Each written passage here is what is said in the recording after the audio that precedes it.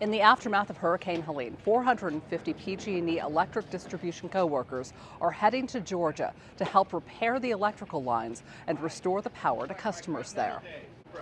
300 trucks departed our Davis Service Center on Wednesday to get in place when our crews arrive. These are the same crews you might see in your neighborhood when the power is out after a severe storm, and they are heading to Georgia to turn the lights back on and restore power to more than 400,000 customers. This is the largest deployment of mutual aid personnel to a natural disaster in PG&E history. The decision to send help was not made lightly, but after evaluating our staffing, we are confident we can continue to serve Northern and Central California and support utility customers in Georgia who desperately need to get their power back. Restoring electric service to Americans during a disaster is at the core of our mission as a utility. Other utilities have helped PG&E in times of crisis, and now it is our turn to return the favor.